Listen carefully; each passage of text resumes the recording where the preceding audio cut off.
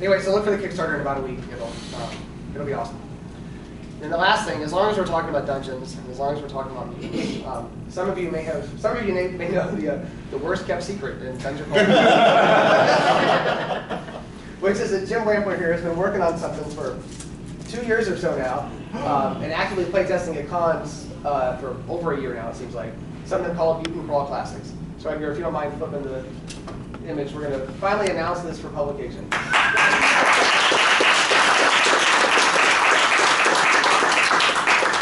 Jim, tell us about Mutant Crawl Classics.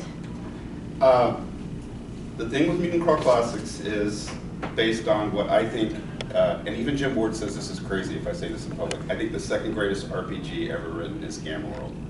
Because every game that came after D&D was either structured as a reference to Dungeons & Dragons or different from. And the thing that's beautiful about the original Gamma World is its task was just to be science fiction D&D. So the character classes, the game mechanics, and the structure are identical to D&D. And when Joseph came out with Dungeon Crawl Classics, I saw a chance to kind of give that post-apocalyptic genre its due and do something that at one point Gary Gygax actually intended to do and never got around to. Gary wanted to create a universal rule system that blended D&D and Gamma World and all the various systems TSR was publishing at one time. So what I've done with Mutant Crawl Classics is do a post-apocalyptic version of Dungeon Crawl Classics that's 100% seamlessly compatible. The two go together so well that you can just drop characters and monsters back and forth. There's a very near equivalent in Mutant Crawl Classics to everything you like in DCC. And just like DCC, it's heavily inspired by the primary sources of the appendix and literature.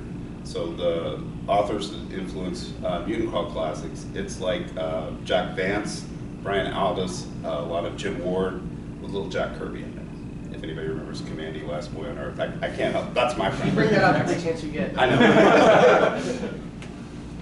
So mutations, the mechanics work exactly like spell checks do in DCC. There are patrons. There are global and sometimes extraterrestrial artificial intelligences. And the thing about Mutant Crawl Classics is it's Vancian science. That's my new term for the super science that's in there. So you're not going to stumble across a tank or an AK-47.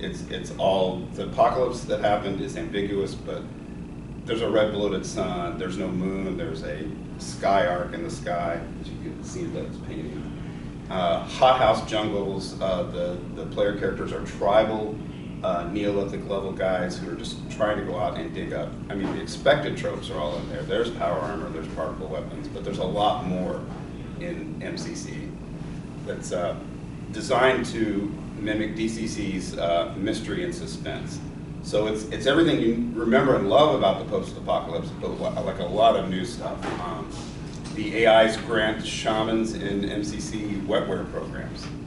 And to paraphrase Jack Vance, the wetware programs are just the extra-dimensional artificial intelligence impregnating your brain the quantum laws, motions, and verbal components to change the laws of physics. In other words, they're spells. Wetware programs are spells and operate exactly that same way.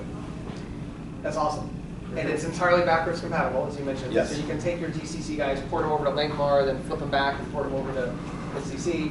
Yeah. I've stopped by the Purple Planet, get some moonshine in the Shutter Mountains. I mean, adventures like Edgar wrote, you could play in both systems easily on the fly with no changes. And in the play testing, we took Intrigue at the Court of Chaos, Caro's Gambit, and some of those things, and with very light reskinning that I virtually did on the fly, ran them in the MCC system, flawless. And there's an outcome in this that would almost require that you pick up a copy of.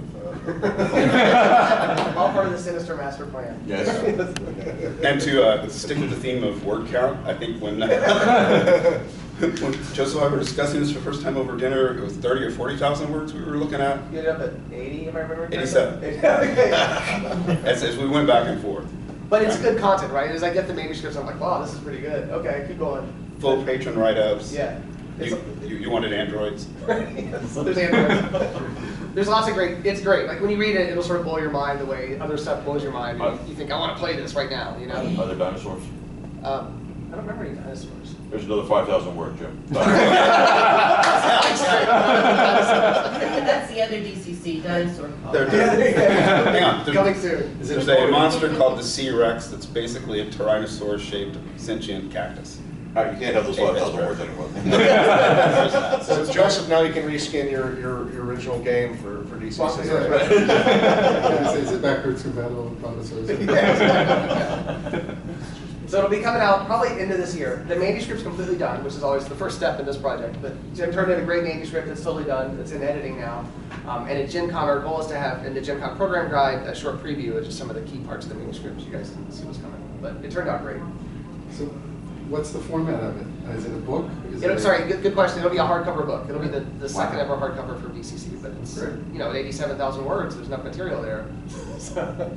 I want to talk a little bit about the art Doug did, because I actually commissioned the art to help inspire me to write it. So the art came in front of a lot of the writing, and this is a pencil sketch. There's the painting. Doug did a fantastic job of capturing this far future look that's sort of retro at the same time, like you'd expect in Jack Vance.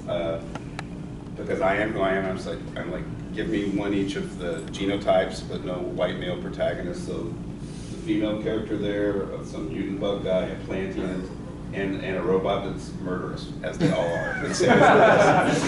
Maybe he's just trying to hug. Is that what it is?